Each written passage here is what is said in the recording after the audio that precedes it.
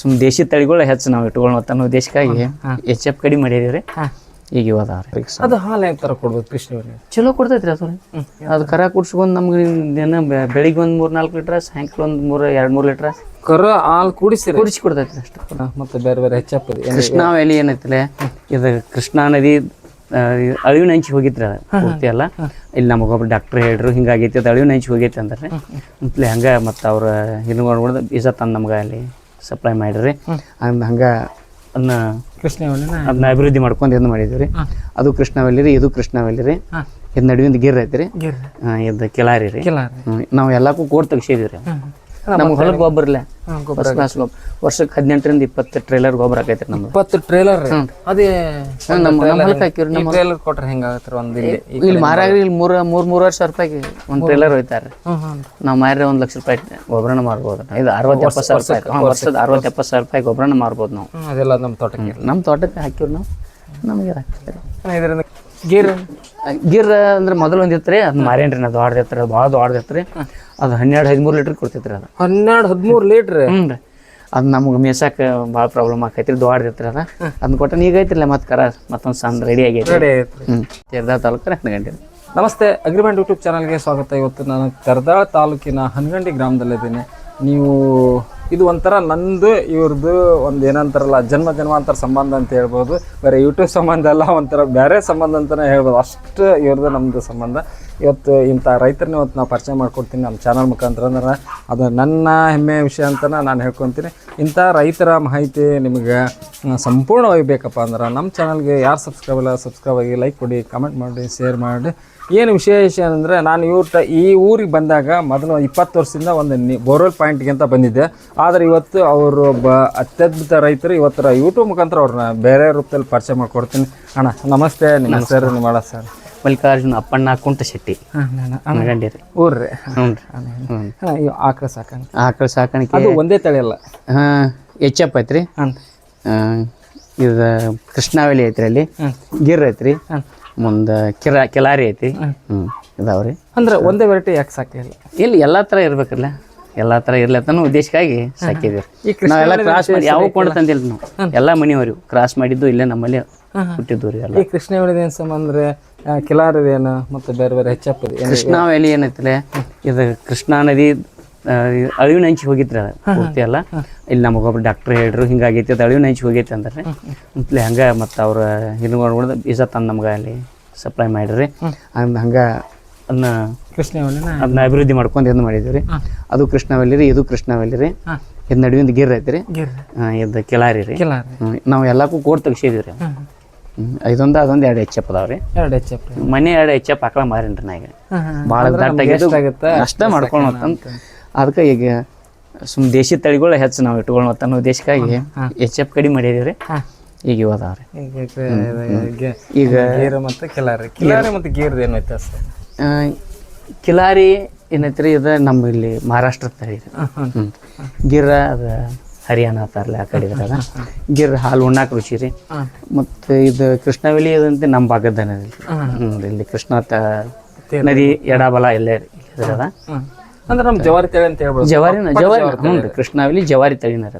ಈಗ ಅದು ಅಳಿವಿನ ಹಂಚಿನಾಗಿತ್ರಿ. ಈಗ ಮತ್ತೆ ಸಂವರ್ಧನೆ ಮಾಡ್ಯಾರ, ಅದು ಆಗೈತ್ರಿ. ಈಗ ನಮ್ಮಲ್ಲಿ ಈಗ 3 ಅದಾವ್ರಿ. ಅದು ಹಾಲು ಯಾವ ಥರ ಕೊಡ್ಬೋದು ಕೃಷ್ಣಾವಲಿ? ಚಲೋ ಕೊಡ್ತೈತ್ರಿ ಅದು ಕರ ಕುಡ್ಸ್ಕೊಂಡು ನಮ್ಗೆ ದಿನ ಬೆಳಿಗ್ಗೆ ಒಂದು 3-4 ಲೀಟ್ರ್, ಸಾಯಂಕಾಲ ಒಂದು 2-3 ಲೀಟ್ರ್ ಕರ ಹಾಲು ಕುಡಿಸಿ ಕೊಡ್ತೈತ್ರಿ. ಅಷ್ಟು ಕೊಡ್ತೈತ್ರಿ. ಗಿರ್ ಅಂದ್ರೆ ಮೊದಲು ಒಂದಿತ್ರಿ, ಅದನ್ನ ಮಾರೇನ್ರಿ. ಅದು ದೊಡ್ಡದೈತ್ರಿ, ಅದು ಭಾಳ ದೊಡ್ಡದೈತ್ರಿ.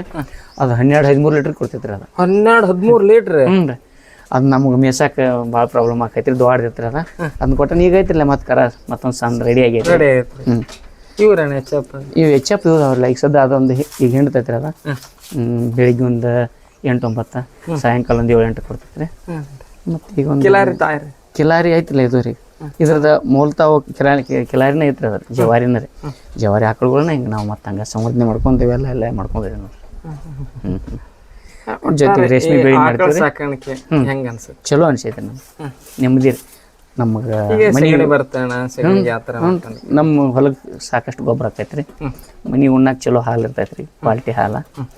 ಮತ್ತು ಒಂದು ಸ್ವಲ್ಪ ನಾವು ಇಲ್ಲಿ KMF ಡೈರೆಕ್ಟ್ ಹಾಕಿವ್ರಿ, ಅಲ್ಲಿ ಸಪ್ಲೈ ಮಾಡ್ತೀವಿ. ಮತ್ತು ಅಲ್ಲಿಂದ ನಾವು ಹಿಂಡಿ ಮೊಸರು ಪರ್ ಡೇ ಆದಾಯ ಪರ್ ಡೇ ಒಂದು 200-300 ಆರಾಮ್ ಇರ್ತೈತೆ ರೀ. 200-300 ಆರಾಮ್. ಅಂದ್ರೆ ತಿಂಗಳಿಗೆ ಎಂತಲ್ಲ ಅಂದ್ರೆ ಒಂದು 8,000 8,000 ಅಂದ್ರೆ ಇದು ನಮಗೆ ಆಹಾರ ಕೊಟ್ಟು ಆದಾಯ ಕೊಡುತ್ತೆ. ಆದಾಯ. ನಮ್ಗೆ ಹೊಲಕ್ಕೆ ಗೊಬ್ಬರ ಇಲ್ಲ, ಫಸ್ಟ್ ಕ್ಲಾಸ್ ಗೊಬ್ಬರ. ವರ್ಷಕ್ಕೆ 18-20 ಟ್ರೇಲರ್ ಗೊಬ್ಬರ ಆಕೈತೆ ರೀ ನಮ್ದು. 20 ಟ್ರೇಲರ್ ಅದೇ ನಮ್ಮ ಹೊಲಕ್ಕೆ ಹಾಕಿವ್ರಿ. ನಮ್ಮ ಟ್ರೇಲರ್ ಕೊಟ್ರೆ ಹೆಂಗಾಗತ್ತೆ ಒಂದು ಇಲ್ಲಿ ಮಾರಾಗ್ರಿ ಇಲ್ಲಿ 3,000-3,500 ರೂಪಾಯಿಗೆ ಒಂದು ಟ್ರೇಲರ್ ಹೋಯ್ತಾರೆ.